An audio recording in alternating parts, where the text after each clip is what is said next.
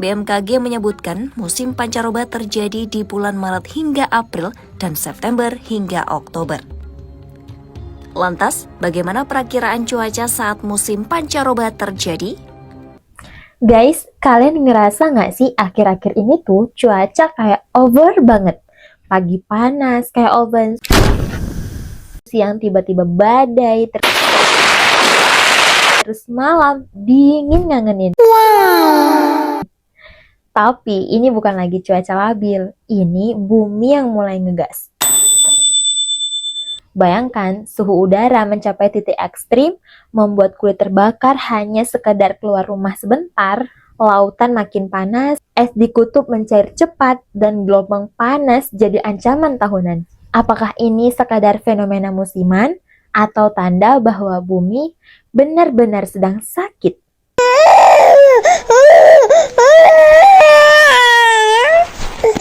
Nah, jadi gini ya.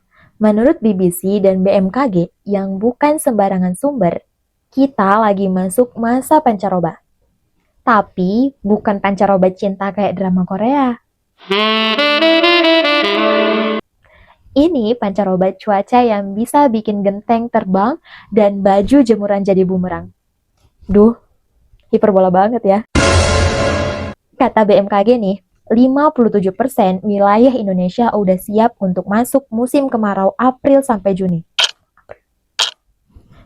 Tapi jangan ngira kemarau tuh cuman panas. Ini kemarau plus hujan mendadak plus petir yang kayak efek konser. Nah, baru-baru ini juga CNBC Indonesia menerbitkan artikel dengan judul yang mencolok. BMKG kasih peringatan. Cuaca neraka bakal hantam RI.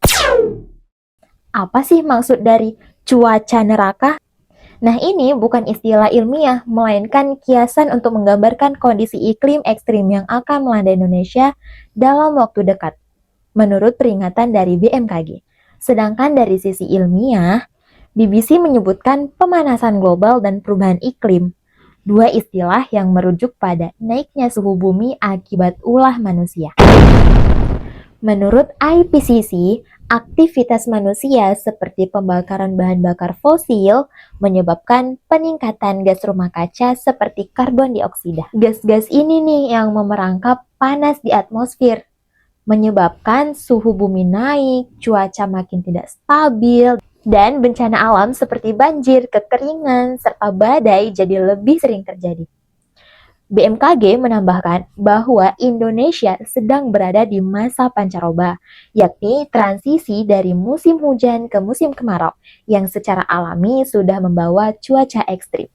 BBC mencatat bahwa suhu global telah meningkat 1,2 derajat Celcius dan bahkan menyentuh 1,5 derajat Celcius dalam periode Februari 2023 hingga Januari 2024. Tahun 2023 pun tercatat sebagai tahun terpanas dalam sejarah. Nah, di sisi lain, BMKG memperkirakan sekitar 57% wilayah Indonesia akan mengalami awal musim kemarau pada April sampai Juni 2025. Dan masyarakat harus bersiap menghadapi hujan deras, petir, angin kencang, bahkan banjir dan longsor. Hey, ini bukan cuma urusan emak-emak atau bapak-bapak. Kita yang sering scroll TikTok sambil ngisi air galon juga kena dampaknya. Kalau suhu naik terus, es krim meleleh lebih cepat, dan mimpi kita buat piknik bareng doi bakal bubar diterjang badai. Yuk, mulai dari hal kecil. Kurangi pakai motor buat jarak dekat. Jalan kaki sekalian konten UUTD. Kan keren. Kemudian bawa tumbler biar nggak nambahin plastik di dunia yang udah panas. Dan please, jangan buang sampah sembarangan. Kita butuh bumi ini tetap stabil. Selain itu, kita perlu waspada. Gunakan aplikasi resmi info BMKG, pantau perakiraan cuaca, dan hindari aktivitas di luar ruangan saat peringatan cuaca ekstrim dikeluarkan. Terus, mulai ubah gaya hidup, kurangi jejak karbon dengan menggunakan transportasi umum, hemat energi, dan dukung kebijakan ramah lingkungan. Dan terakhir nih, dorong edukasi iklim sejak dini seperti channel ini. Karena bumi bukan hanya untuk hari ini, tapi untuk generasi mendatang. Jika kalian suka dengan pembahasan seperti ini, kalian bisa subscribe, like, share, dan komen ya. Sampai ketemu di sesi selanjutnya bareng aku, Sabrin Said.